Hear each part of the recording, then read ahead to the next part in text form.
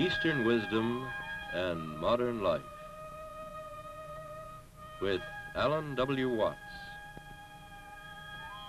Produced by KQED San Francisco for the Educational Television and Radio Center.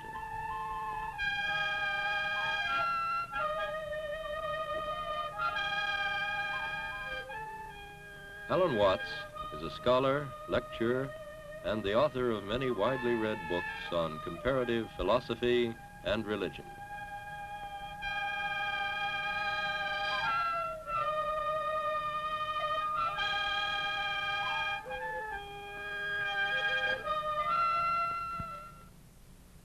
I have often puzzled and puzzled about what it must be like to go to sleep and never wake up,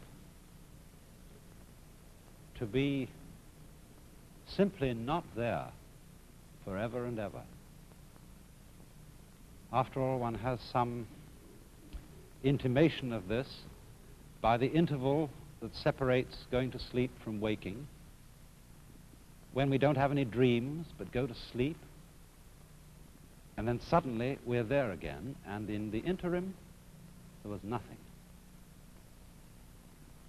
And if there was never any end to that interval, if the waking up didn't happen, that's such a curious thought. And yet, you know, I believe that although that's rather gloomy kind of consideration, I found that's one of the most creative thoughts I ever thought in my life, and I keep going back to it. You know, it's in line with a lot of the very fundamental questions that children ask. When they say, "Mummy, who would I have been if you had married someone else?" These are the kind of questions that make us puzzle profoundly about our existence. And one of the reasons why I think thinking about not being, about total non-existence, is so creative, is that in comparison with that thought, the fact that we are seems kind of queer, incredibly odd. But you know, in the Western world, I suppose we have two dominant ideas about what happens to us when we die. There's the old-fashioned idea that after we die, we go to another world. I say old-fashioned, not to say it's out of date. We don't know what the answer to this is. But that's the traditional answer of the Western world. When you die, you go to another life. Maybe heaven, maybe purgatory, maybe hell, who knows?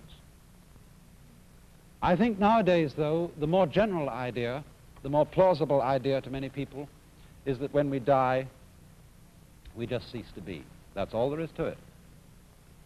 But we're inclined, I think, to have in our minds a picture of this, which indeed is depressing, of being shut up in the dark for always and always and always, to be kind of buried alive in a blackness, where we are blind, deaf, and dumb, but somehow still conscious. But in the Eastern world, there are different ideas of this. The major Eastern idea is what is generally known as reincarnation, of going through life after life after life in an endless series, a process that is represented in this Japanese print of the Wheel of Life, the Buddhist Wheel of Life. This painting was lent to me by Mr. and Mrs. Imamura of Berkeley in California. He used to be the priest of the Berkeley Buddhist Church. And it shows the wheel of stages of existence through which beings pass, clutched by the great demon of impermanence. This is rather an unusual representation of the Wheel of Life. Perhaps some of you have seen these before. They usually have 6 divisions in the central part of the wheel here, and this one happens to have 5. And it's the Chinese-Japanese version of the Buddhist Wheel of Life, whereas I think prints in books, I know there was one some years ago in Life magazine, usually show the Tibetan version. But what we have here, and I think what I'll do, is I'll explain to begin with the popular interpretation of it, and then go on to see what more philosophical Buddhists think of it in a deeper way. These then are the 5 or sometimes 6 realms of existence through which, as I said, beings pass through their various lives. We could start here, for example. This is the human world. And then next to this is the world of the devas, D-E-V-A, which we would translate into English as angel. Then this is the world of the animals. This is the world that is sometimes called the hells, only that's not quite a correct term for it. It should be called the world of the purgatories, because in this scheme of the universe, there is no everlasting state. There is no everlasting heaven, and there is no everlasting hell. The demon of impermanence clutches the whole thing, and they all terminate. Next to the hells, there is the realm of what are called pretas, P-R-E-T-A. They are frustrated spirits, sometimes shown with very large stomachs and very tiny mouths, enormous appetite, but very small means of satisfying it. And the idea is, you see, that in the course of his development, the individual goes through life after life. If he does well, he ascends towards the heavens. If he does ill, he descends to the hells. Or he may fall from the human state to the animal state, or fall from the human state to the state of the ghosts. But the point that has to be remembered in the Buddhist idea of transmigration or reincarnation is that you can never stop anywhere. You may ascend to heaven, but what goes up must eventually come down. You may descend to hell, but what goes down must eventually come up. And so one goes on and on, moving through these various worlds until, in Buddhist ideas, you become sufficiently awakened to become a Buddha, one who is released from the wheel, and who does not fall anymore into the sequence of rebirths, but enters the eternal state of nirvana. Now, if you will look closer again, you will see that there are a number of figures round the outside of the wheel. And these represent what is called the 12-fold chain of dependent origination. That is to say, they are a series of links which form what might be called the sequence of life. They are, as it were, a schematic diagram of the force or the process that keeps this wheel rotating. And the chain starts with a demon down at the bottom here who represents ignorance, or perhaps unconsciousness, the state of not knowing. Then next in order you'll see a potter's wheel, and this represents potentialities of life. Next comes a monkey who represents consciousness. A man in a boat. For some reason, this represents the combination of name and form. Words bringing out shapes. Words identifying shapes and things in the world. Here comes sense consciousness, the 5 senses, a man's body with the senses exposed. And here comes contact, a pair of lovers. After this there comes perception. I am not quite sure what the symbol in this wheel is. It seems to show a man with a sword behind a screen and 2 women playing in front of the screen. The usual symbol you find here for perception is a man with an arrow in his eye, showing the pain involved in the perception of the world. The next in the link is desire. It shows a woman with twins. The next one here is called grasping, and that shows a man with a basket into which he is trying to get the fruits of life. And then as we come over round the wheel, we get a figure which means growth. I think this is one of the gods of prosperity, but it means growth, the fullness of life. Here is birth, a woman in parturition. Here is old age.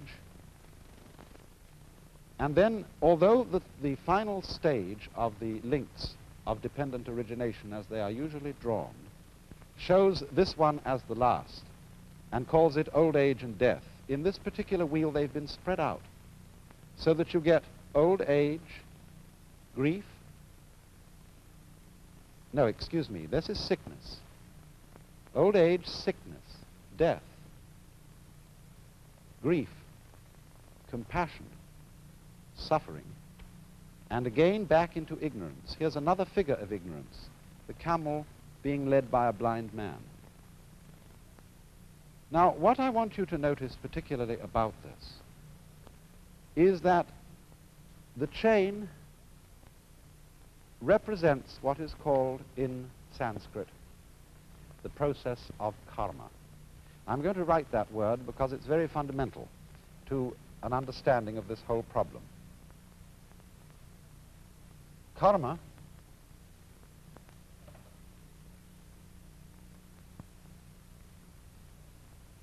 is sometimes understood, and maybe your ordinary dictionaries give it to you, as the law of cause and effect, but actually it comes from the root kri, which in Sanskrit means to act or to do. And the basic idea of karma is that it is action which always involves the necessity for other action. As the Buddha once expressed it, this arises, that becomes. Now, this isn't quite the same thing as cause and effect. It is rather the idea of linkage. For example, when I pick up this brush, I lift it by one end, and the other end comes up. Now, we could say this is cause and effect, although this would be a rather cumbersome way of thinking about it. I could say, for example, that the coming up of the brush at this end is the effect of the cause, my lifting it at this end. But we don't ordinarily think so complicatedly about it. We think in a simpler fashion, namely, that to pick up this end is also to lift up that end because it's all one.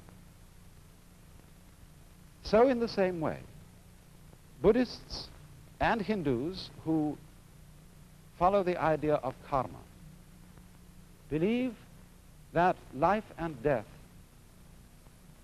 involve each other in the same way that the two ends of the brush, lifting up one involves lifting up the other. So in this way, living involves dying. We wouldn't say that the cause of death is birth, but birth and death go together and they are inseparable. And so if we will look again for a moment at the wheel, we can see that there are these important phases of it altogether. Here it ends with the sequence of pictures representing death and suffering and its attendant grief, ending in the blind man leading the camel and the demon, which together represent ignorance or unconsciousness. But once again here we have the potentiality of life and then the monkey representing consciousness. All these things are looked upon as linked and therefore inseparable. And thus, you see, we don't look upon ignorance as the first step or the first link in the chain from a chronological point of view. We only start numbering the steps of the chain here because one has to begin somewhere when one's talking. And so the basic idea of this link is interrelatedness, interlockedness, so that death and life, as I said, imply each other. So that you might, speaking from the standpoint of Indian philosophy, of Hinduism, of Buddhism, you might pick an argument with Hamlet and say, to be or not to be is not the question. These are not alternatives. They are things that go together just like up and down, back and front, solid and space. Now there's another aspect to karma which needs to be considered here, and that is that karma also involves the idea of the continuity of pattern. You know, strictly speaking, Buddhists don't believe that there is any soul entity which passes from one life to another. There is no sort of fixed I or fixed ego which once was an animal and then became a man and then became an angel and then eventually became a Buddha or something like that. The idea of karma as the linking factor between the various lives is what we might call continuity of pattern. For example, consider an army regiment. A certain regiment goes on year after year after year. Old European regiments, for example, have existed for hundreds of years. And yet the personnel of those regiments, and even the barracks in which they are stationed, are entirely changed. In the same way, a university. Harvard University has existed for a long time. Oxford for a lot longer. And yet there is not a single member of the faculty, not a single student who was there when it first began. And yet, you see, the university goes on. Because what goes on is a pattern, a form of life. In the same way, the individual body of man, every 7 years, I think, all the molecules composing our physical structure are entirely changed.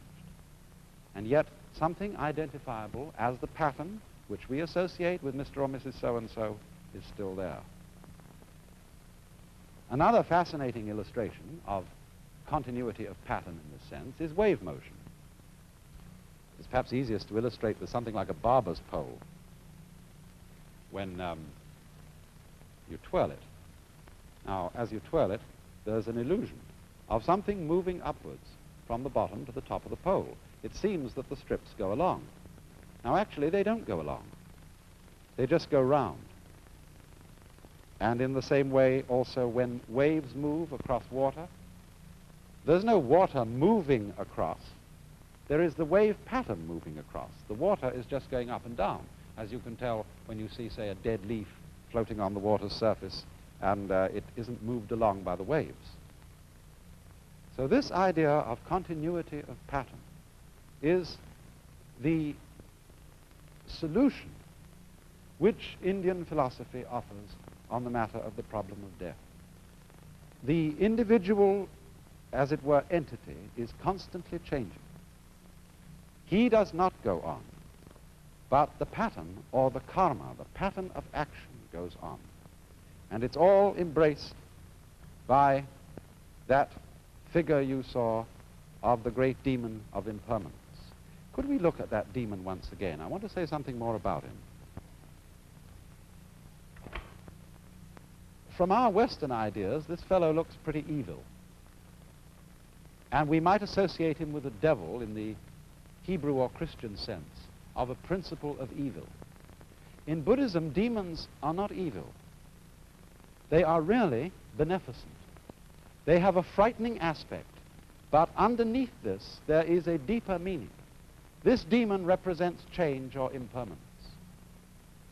But the deep insight underlying this is that change is a liberating factor. Death is a liberating factor. Did it not exist, life would not exist either. And therefore the wise man is not afraid of the demon. He goes, as it were, straight forward to him to embrace him. And at that moment, the demon is transformed. And so in the same way, in a deeper sense, Buddhists do not think of these various realms of the wheel as literal worlds where there are angels and demons and starved ghosts. But they represent the various phases of consciousness.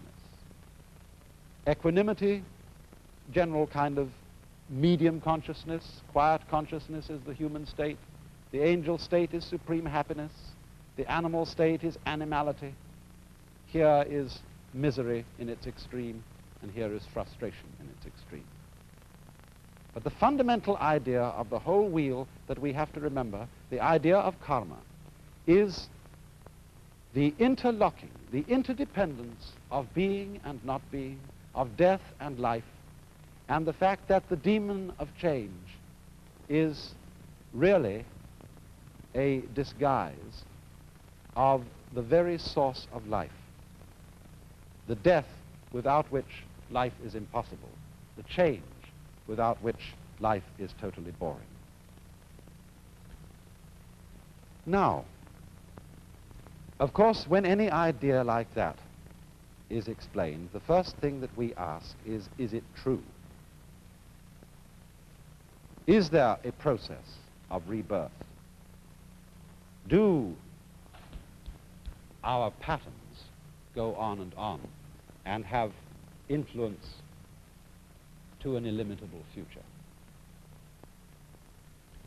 But you know, as this idea is held by deeply thoughtful Hindus and Buddhists, it isn't a belief in something which we can't prove. It's really quite a self-evident notion. Think of it in this way. Supposing I make two statements. Statement one: after I die, I shall be reborn again as a baby, but I shall forget my former life. Statement two: after I die, a baby will be born. Now, I believe that those two statements are saying exactly the same thing. And we know that the second one is true. Babies are always being born. Conscious beings of all kinds are constantly coming into existence after others die. But why would I think that the two statements are really the same statement? Because after all, if you die and your memory comes to an end, and you forget who you were, being reborn again is exactly the equivalent of somebody else being born, because we have no consciousness of our continuity unless we have memory. If the memory goes, then we might just as well be somebody else. But it seems to me that the fascinating thing about this is that although a particular set of memories vanishes, death is not the end of consciousness. In other words, we are deluded by a kind of fantasy if we think of death as endless darkness.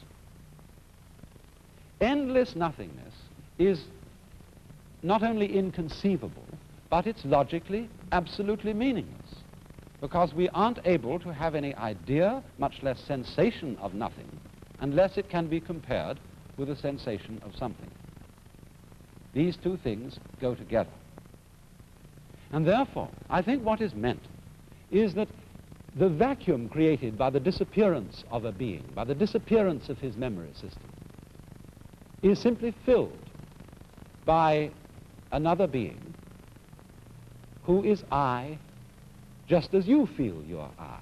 The funny thing, though, about being I, about feeling that one is sort of a center of the universe, is that you can only experience this I sensation in the singular. You can't experience being two or three I's all at the same time. Now then, it seems to me that this idea has three very important consequences. One is that the disappearance of our memory in death is not really something to be regretted. Of course, everybody wishes to hold forever to the memories and to the people and the situations that he particularly loves. But surely, if we think this through, is that what we actually want? Do we really want to have those we love, however greatly we love them, for always and always and always and always? Isn't it inconceivable that even in a very distant future, we wouldn't get tired of it. And this indeed is the secret of the thing. This is why the demon of impermanence is beneficent. Because it is forgetting about things that renews their wonder. Just think, when you opened your eyes on the world for the first time as a child, how brilliant colors were. What a jewel the sun was. What marvels the stars. How incredibly alive the trees were. That's all because they were new to your eyes. Or in the same way, you know how it is, you've been reading a mystery story.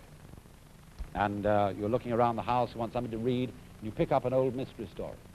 If you read it years and years ago and you've forgotten all about the plot, it still excites you. But if you remember the plot, it doesn't excite you. And so, by the dispensation of forgetting, the world is constantly renewed. And we are able to see it again and again, and to love again and again, to have people to whom we are deeply attached and deeply fond, always with renewed intensity, and without the contrast of having seen them before, for always and always and always. Another consequence of this is a very curious realization to me. Remember that question, who would I be if my mother had married someone else? Who, if I were you, we often say, one might so easily have been you. I might so easily have been born in China and India. Why do I feel that the world is centered in this place as distinct from some other place? You jolly well know the world is centered where you are. And this gives one a very strange feeling of the idea that other people jolly well exist in the same sense you do. Everybody's name is I. That's what you call yourself. So there will always be I's in the world. Every I is in a way the same I. We all might be anyone else. And there is no escape. It goes on and on and on and on. So long as there is consciousness anywhere, there is I. You then, in a way, look out through all eyes. And that, perhaps, is the secret of the great virtue of compassion.